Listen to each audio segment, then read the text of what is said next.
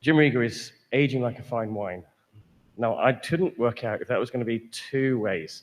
Do they mean that he's becoming more rounded, more complex, more enjoyable as he gets older for his company? Or is he spending increasing time in the dark, alone, and becoming bitter? I don't know. I reckon the first. But... Get up here, man.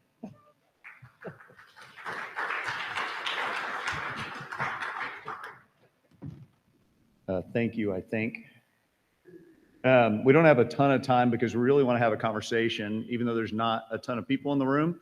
I think that actually helps have us a good conversation around what you guys want to see. But I appreciate the opportunity in this session to kind of give you it's kind of a marketing ploy about PLN, or the PediPERForm Learning Network, which is a network of institutions focused on congenital perfusion. Not just pediatric, but congenital perfusion, so adult congenital perfusion as well.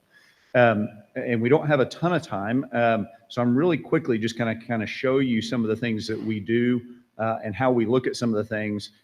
Very quickly, there's about 150 fields that we collect, most of which, just about all of which, should be part of a good quality perfusion record. So if you're collecting the appropriate data for good quality perfusion records, you have 145 of these fields. We will take this data. It goes to the registry, of course. You'll notice here in the first list is the list personnel data for perfusionist and surgeon. We're adding anesthesiologists to this, and then in the next update. The important thing to note about that is, and everybody kind of cringes when they see that, is you're only able to see that at your institutional level. It's not open to all of the centers to be able to break down your data to your case level or to your personnel level. It's only available to you, but it helps you benchmark yourself against yourself and minimize variation in your own practice when you can break those pieces down. So you get the same reports, and I'll show you some examples of them in just a second, for your institution as you get for the entire registry.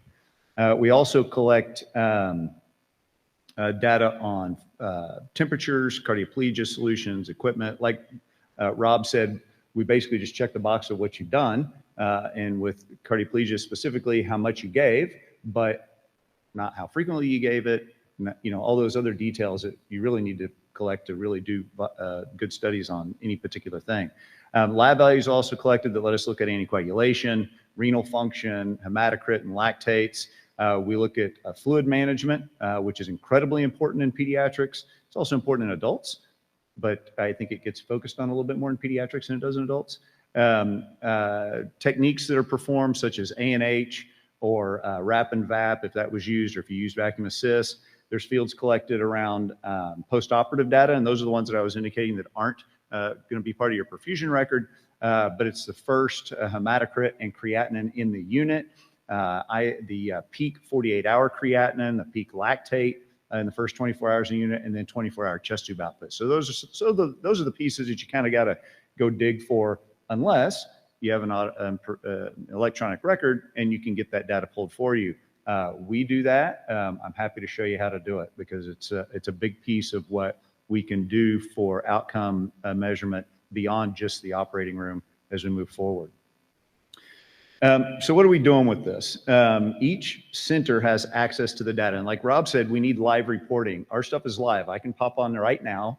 I never do this. I never use live web or in my presentations, because every time I try to do it in the past, it jacked up and didn't work. So I just take snapshots like most people do. But right now I could jump on and I could pull up this screen and I could see the entire registry data.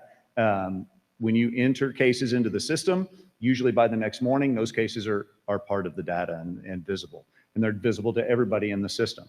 To begin with, we've kind of got just the basics. This is the list of reports that we've generated as a PLN Executive Committee, things that we wanted to see, things that we think people want to see right now. And we begin with kind of just the case mix reports, just so you can kind of see what everybody's doing, equipment usage, data quality reports. And the data quality reports are there to help you make sure as an institution that all of your cases are getting put in that should be being put into the registry. So it's kind of just a check and balances. Blood product reports as well, prime reports, Also over there on the other side, there's bypass CPB reports, which include kind of bypass times and the techniques I was talking about, fluid management, and lab parameter reports. Also, what you see here in most of these is 3 different options. One of them is the blinded institutional report.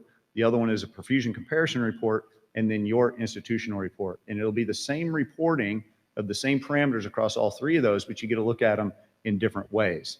And before I get in too much to some of the charts and graphs that we provide, I want to tell you a little bit about how to read it and what you're looking at here. So this is just an example of a case mix report across the centers that are currently participating.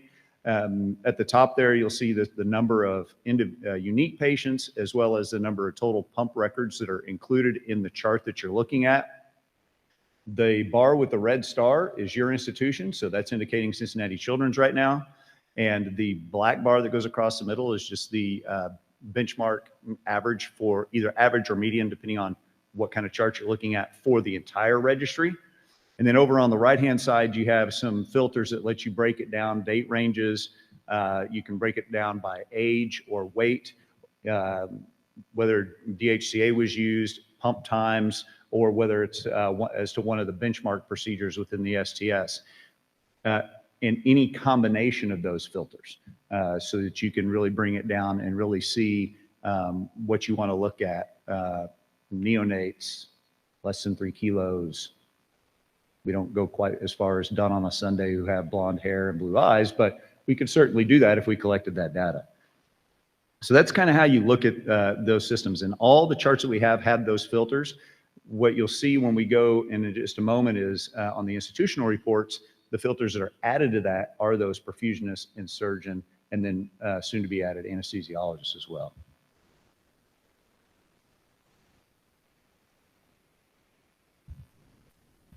So real quick here as well. So what you'll see in this on this one is in the circle, I've hovered over that bar in the center, and this is a blinded report. All the sites, and you can see here, you might be able to read it, it says site 780. Every site has a blinded ID number. In order for us to be able to do what we want to do with this data, which is all get better, I can look at a chart, I can see where my institution lies, I can see if somebody else is doing it better or has better results, and that's great. But I also need to be able to communicate with them and find out how they're doing those things. How can I get better based on what they're doing? I, as the clinical champion at that institution, can look at that site number. As a clinical champion, I'm the only one that has access to the site key. I can go look at that site key on the PLN website, find out who that is. That site key gets updated and changed every year. But I can find out who the contact is at that institution, and then I can give them a call and I can ask them, how are you doing this differently? Our results are this, yours are this. How can I do this better? What's your practice? What's your process? The requirement for participation in this registry or in this learning network is that you provide granular or institutional transparency down to the aggregate institutional level. So I can't, like I said before, I can't drill down to your cases. I can drill down to mine, specific cases. I can't see your personnel, but I can see your aggregate data for a given measure across all the items. That gives us the ability to learn from each other, but still provide a level of data security that keeps the folks that get upset about those things from seeing too much. Now that previous chart, like I said, was just a case mix report, nothing fancy there. Where it gets kind of more exciting, this is our blood usage report. And right now, each one of those centers is represented. Again, I think there's 7 centers there. Each one of these columns represents either blood, FFP, platelets, cryo, or whole blood. Again, our center is indicated by the bars with the star. There's filters across the top, so we can break this down. This particular one, this is just the blood utilization report. We can break it down to blood used in the prime, blood given on bypass, or blood given throughout the entire case, before and after bypass, or we can look at any combination of those. We can look at it in uses in mLs per kilo, total percentage of use, a number of different ways. What's interesting about this, and right now, this is just observational data. We're putting the information in, you can take a look at it. We're not running any projects off of it yet. But what you can do is, like I mentioned earlier, you can look and see if somebody's doing better. There's 2 sites here that don't use very much FFP. Okay. Does that mean anything? I don't know, but we can certainly pick it out by looking at the data and then have conversations around it. What do they do differently? Do they maybe use more cryo? Do they use, what are their surgeries shorter? Do they use more proline? You know, what's the reason that they don't have to do that? And we can learn from them. This is an example of an institutional report, actually a perfusion comparison report of our institution. This is the last hematocrit on bypass, which is one of the parameters that we collect. As I mentioned before, and I mentioned just the other day, we practice very, very similarly. We keep a pretty tight ship around how we all practice together at our institution, so you don't see much variation here really across our team. But if your institution does have a lot of variation between your perfusionists, this will show it. This type of chart will show it. And then you can start talking to each other about how you do things, and you can bring each other together and apply the best practices to your team and minimize that variation. It's called standardization as too, but people don't like that terminology, so call it minimizing practice variation. Same thing for weak minds. Anyway, okay, another chart to show here is just another example of how we will display continuous data. These are box and whisker plots. Right now it's showing the fluid balance in mLs per kilo for all cases, but again, you can break it down to specific cases. We also show here where you can pull up also prime volume as a percentage of circulating blood volume, urine output, all those different options. And this is just one small example of the different types of charts that we have available for use. Also as well, here we have similar charts around hematocrits and lactates and anticoagulation. So that was really just a very, very quick showing of the different types of charts, the different things that we can put together. All those data points that I showed you at the very beginning, there was a lot there. All of those go into all of these different measures and comparisons that we've decided to set up. So what's coming up? Future database, future updates. We're rolling out our first update. Like I mentioned, we're going to add a couple of fields. One of them's anesthesiologists, and then we're just kind of dressing up the definitions from questions that we had around onboarding some of the centers. We're going to generate more reports, but this time they're going to come out of the meetings that we're going to have, the PLN meetings, where participating centers come together and they tell us what they want to see, and they're going to now drive the reports as we move forward. It may be a different measure that we look at, a different way we look at the current data that we're collecting, and so it falls into one of those types of charts that I already showed you, or it may be a complete different set of reports because we don't know what everybody else wants to see. A good example of this, I was just having a conversation with Rich earlier or yesterday about the different case types. So we got together and we just said, when we originally set this up, and we said, well, how do we want to be able to break down the case types? So we put that filter over there and we just picked the STS benchmark cases and then other for all the rest of the stuff. And that's handy. Rich Melchior said, can we do it by transplant? Well, sure. We can add transplant to that list just by somebody asking for it. That's an easy task. It's an easy lift. So we want a lot of input from the community and what the community wants to see, and we can make it happen very, very quickly and very, very easily. QI projects that'll come out of this, just like Perform does. We owe a lot of what we are now today to Perform and all the other registries that came before us. We shamelessly stole. We're part of Cardiac Networks United. We stole a lot from PC4, which is the Congenital ICU Collaborative, PAC3, which is the floor, NPC-QIC, Action, all of those.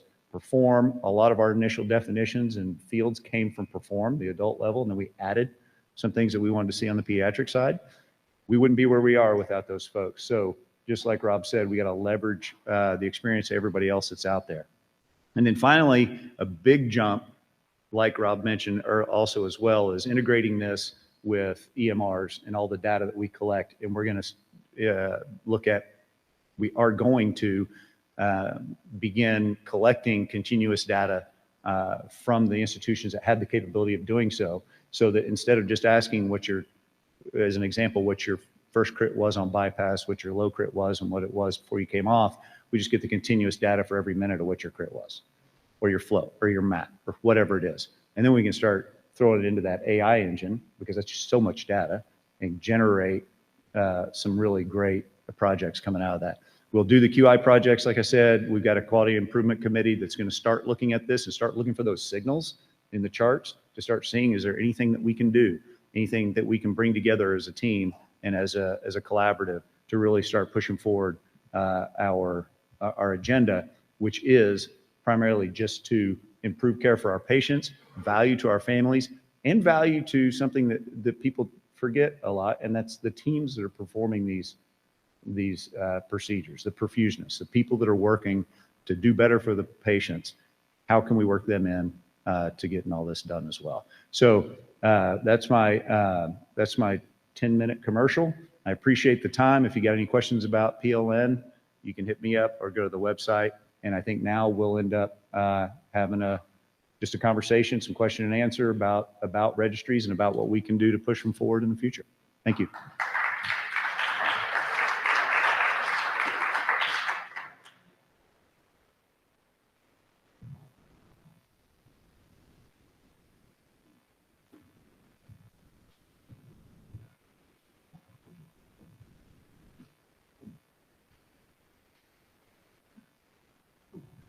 So thank you, guys.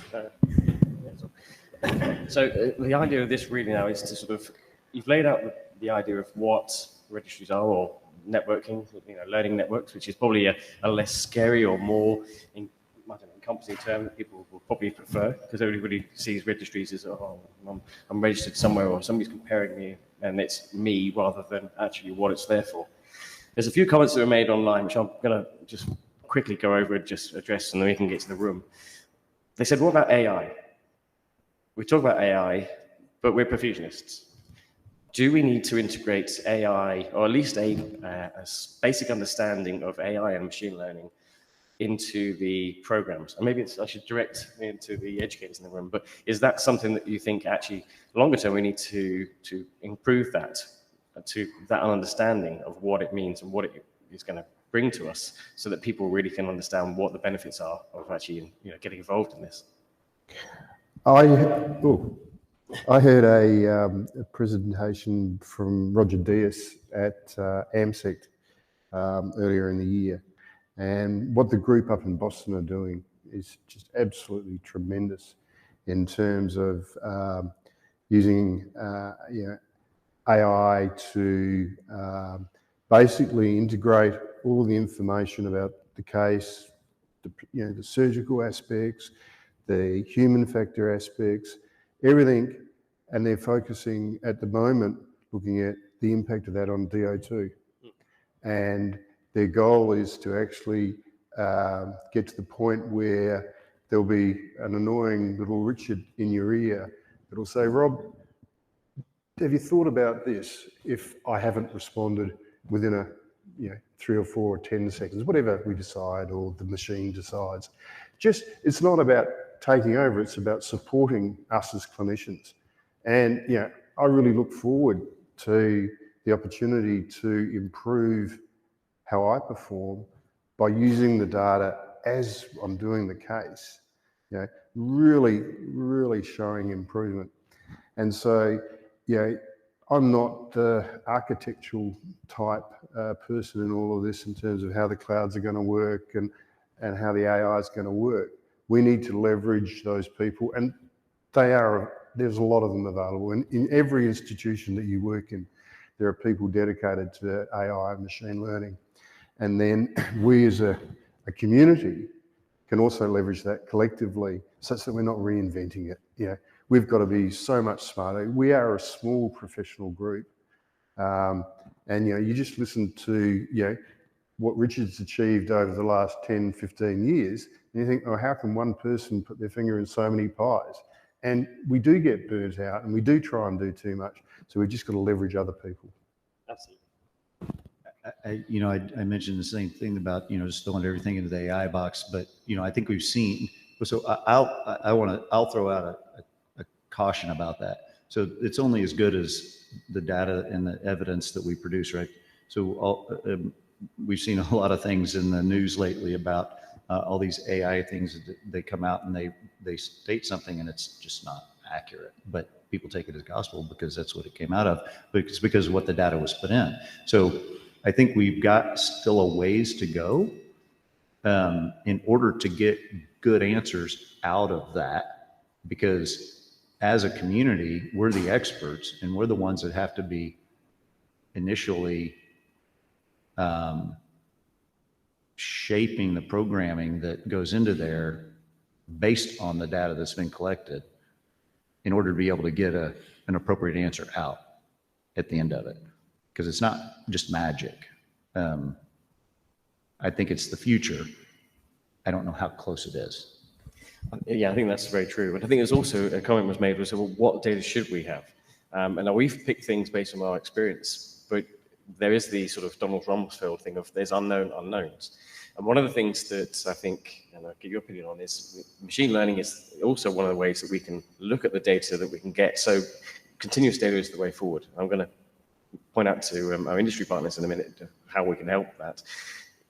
If we collected all that data and we were able to use these tools, we would be able to find the signals that we can't see with the naked eye. And I think that is what the power of these sort of things is, because that will then tell you, well, what is actually important to actually improve outcomes. Whereas at the moment we're kind of hamstrung because A, we can't see what the data is, and B, we wouldn't be able to see it unless we provided these tools anyway.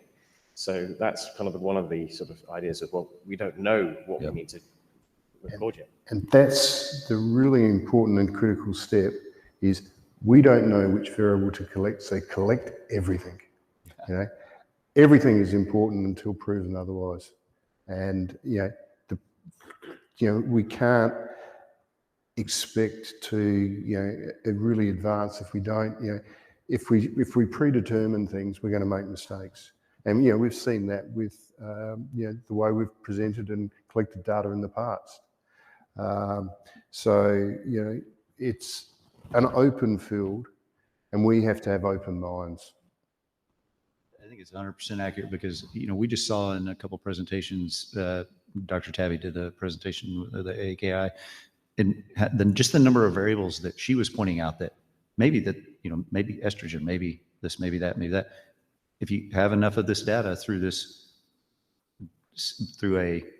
a system of international registries that collect the data with the same definitions, and then you're able to then shove all that together to have it come out and show associations that then we can parse later. And then, 100%. I think that's the way to go about it, because one person doing a study here and one person doing a study there, well, it'll take us forever to get there.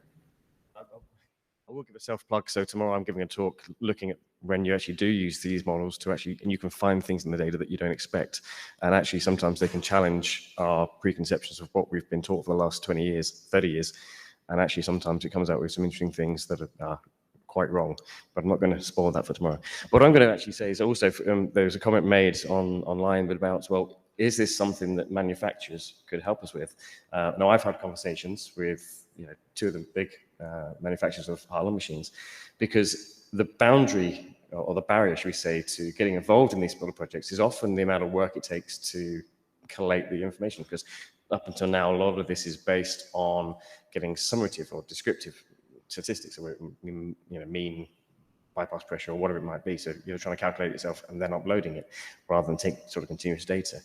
In the future, we're looking at Harlem machines integrating straight into EHR systems. So we know that the data can flow out in like HL7 messages. Is this something that we can work together with our industrial partners and say, look, you've already created the technology that can take this signal into our EHR.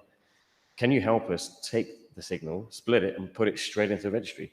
That way it becomes a part and parcel of what we do. We don't need to have a huge amount of manual input, and actually that would help the whole industry move forward and then give us that ability to do this work.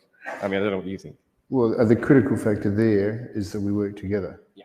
Because if everyone goes to industry and asks, we want the information this way, and we ask industry to provide it in currently 6, in the future 26 different ways, industry can't keep up. So we need to get a common platform, and I think you're leading that.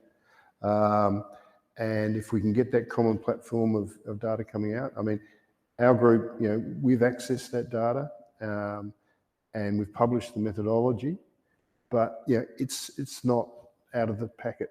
And what would be, industry needs to now respond. Industry understands the importance of data now.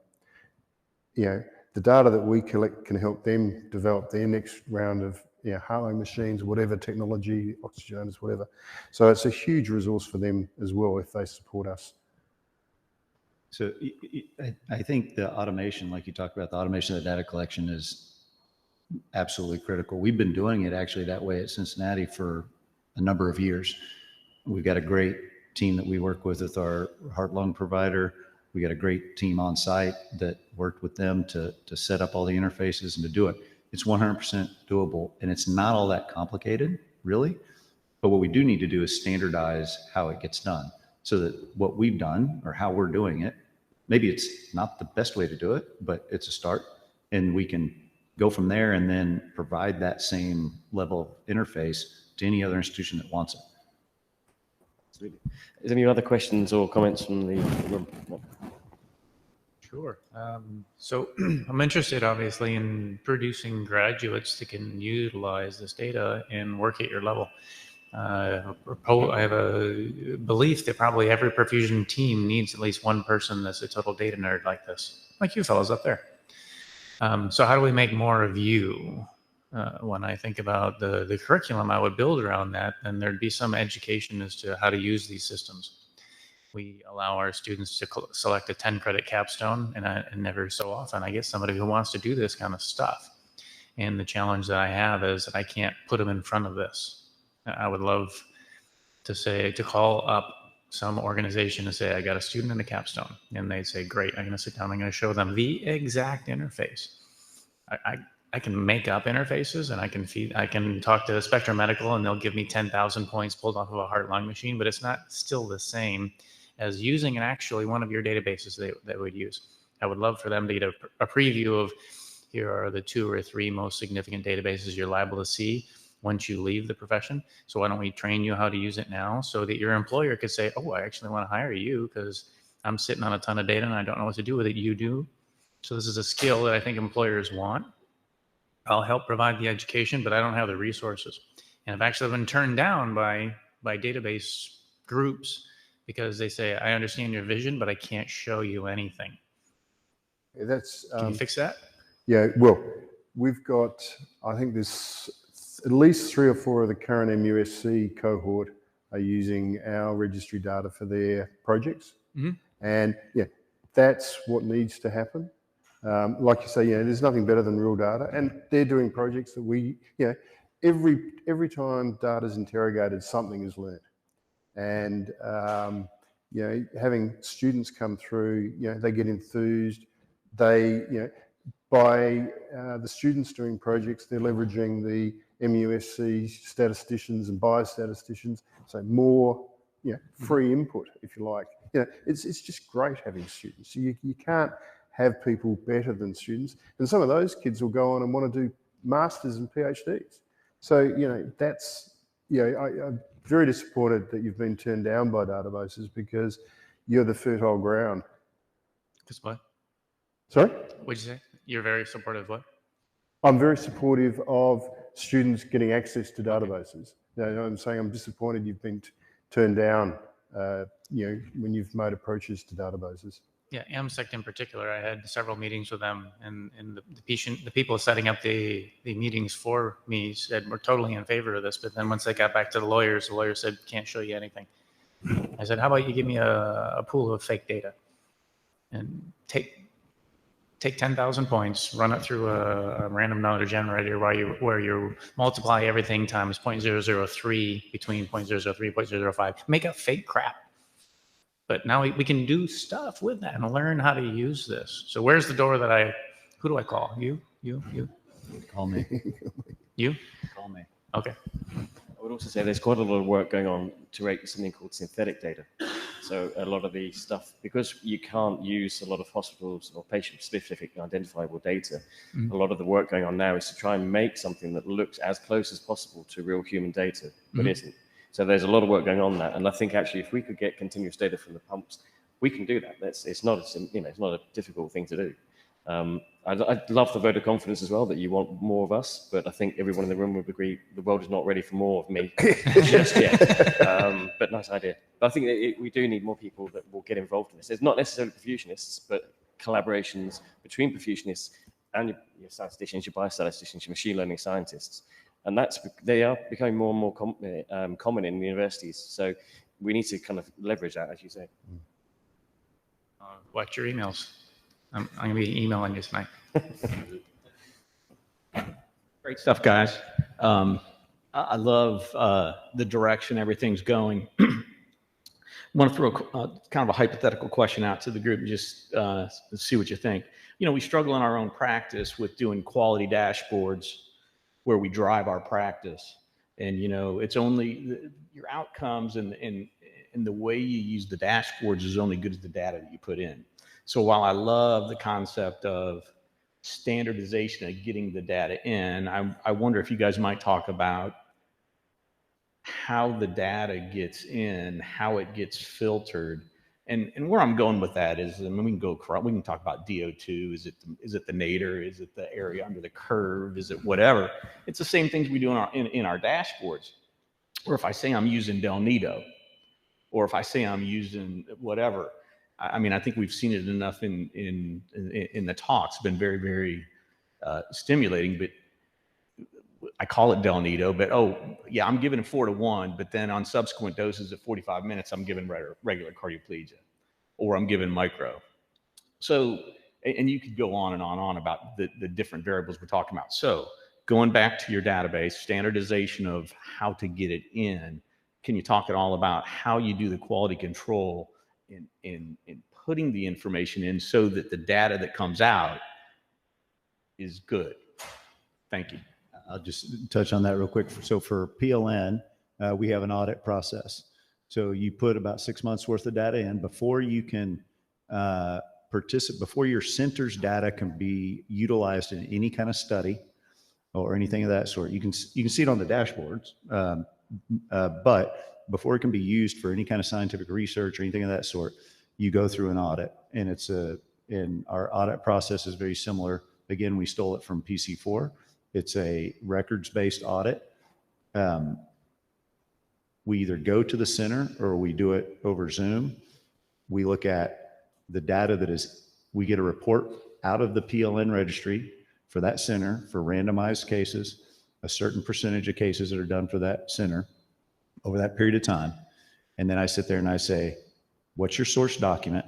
And they'll say, well, it's the pump record, or it's this, or it's that, but it's whatever their source document is, except most of the time it's a pump record. We say, okay, and we go through every variable for each case. What do you have for this? What do you have for this? What do you have for this? So that we know at a minimum that the data that's in the registry is the data that's in the source record, which is the official patient record. So that's how we, as the registry, try to ensure that the data that's being used is accurate and clean. It's interesting when your source document is actually your core data, of course, when you're doing it electronically. So auditing against your electronic record is semi-pointless in the situation where you've done everything electronically. But you do need to look at the data that comes in. We have code to determine extraneous data. Do we do it perfectly? No. That's something. It's a learning. You're dealing with an enormous amount of data. But simple things, like you do your distribution of weights, and you find the 5,000-ton patient that you realise is clearly an error. So we want to keep that rules, I would have thought. And so you go back to your sites, and it's an iterative process on some of those things. But we do have to learn new ways of auditing when it is electronic data, because when I type in partial perfusion, which we use as something to help us define parts of the case, the only record anywhere in the world about that element is when I've hit the key in my database in Connect and it's gone in. So, we have to recognize that. Yeah, you're right. So another piece of it, I talked about the PLN piece of it and what we do with the data after it's in the registry to make sure it matches. There's safeguards that you can put around it with the data collection software at the institutional level. And so a great example is weights. There's expected ranges and acceptable ranges, and you get alerts that pop up, and it still has to be, even if you used, so for us, even though our data is automatically entered into the system, we still go in, the primary perfusion for each case still goes in and validates that record, that it all got in there and it all looks right. And you don't see any of those exclamation points or those red marks. And then at our institution, I go take a look at it. So it's validated a couple times. So you never remove the human from it at all. Otherwise, if it's bad data that gets electronically created at the beginning, like a flush on a pressure transducer that goes up to 300, right? We are running slightly late, but we've got 2 very quick questions. Yeah. Question and comment. Yeah. Right? Sorry, guys. Always great listening to you all. I mean, inspiring, obviously. I think make a comment going from the difference from registry type data manually entered to automated data capture. I mean, there's a significant difference in some of the things entered. And I wonder also, a lot of us focus a lot, I think, has been very descriptive analytics, so what's happening, and people very often associate that with causation, which is not true. What do you guys think is the next step or relevance of including post-operative ICU outcome data? I mean, mostly, I think majority of what we actually do is measured in the ICU phase. So how do you exactly broaden the scope of the process things we're measuring to actual outcomes related things? And how would you reconcile that? And then lastly, I think the important work to be done is standardization or taxonomy of what we should be looking at collectively. So that was my only thing. Yeah, look, I mean, I think, if we look at the million cases we've got in the perfusion registries, I think probably 600,000 or 700,000 of them are process-based. And, the work that your group's doing in displaying that data is fantastic. What a registry like ours, we leverage our surgeons database, but we also leverage additional data points that we gain ourselves by going through the electronic records or seeing the patients, whatever. We cannot be constrained by information that we don't know about. And yesterday I think I mentioned that if you look at procedural coding and for complications, it's so far different to what actually happens. So we've just got to be broad-minded about how we approach this whole topic, but using the surgeon registries for core clinical outcomes and importantly demographics so we can risk stratify is really important. Just 2 things. One, 100% right on association versus causation. And so much of the publication out there today is association, not causation, including some of my publications. So we got to be really careful about that. One of the more, and I just briefly mentioned in our presentation, PLN is part of Cardiac Networks United. Cardiac Networks United includes, like it sounds, a lot of pediatric and congenital networks. PC4, which is the ICU, PAC3, which is the step-down floor, CNOC, which is the neurocognitive development and outcomes system, CCRC, IMPACT, ACTION, MPCQIC. Those are all in CNU. And what those networks all agree to do, being within CNU, is share. So one of the really exciting things to me about PLN is once we get enough data collected, we can try to look for association or causation in neurocognitive outcomes, because the data that they collect, I don't have to collect, but they're going to share it with me. I can look at what the data that PC4 collects in the immediate postoperative period in the ICU, and I don't have to collect that data. They're collecting it. but they're going to share it with me, and we'll be able to use that data to do exactly what you're talking about. Look at the outcomes. I'll just have one word on that. When we have a really good structure of registries, we'll be able to do registry-based randomized studies. So we will be able to produce causation. Yeah, I totally agree where we are with association now. But that's another strength and another reason for our profession to really embrace this, because doing randomized studies in perfusion is difficult. But at the hospital level, it's going to be a lot easier. Sorry. Yeah, no, that's absolutely fine. We are running out of time, or we have run out of time. I'm a bad moderator because otherwise we'll be sat here for at least another 4 hours doing the same thing. So I will bring this to a close, but can we just say thank you very much to you two? Thank you. Brilliant discussion as always. Thanks. Cheers.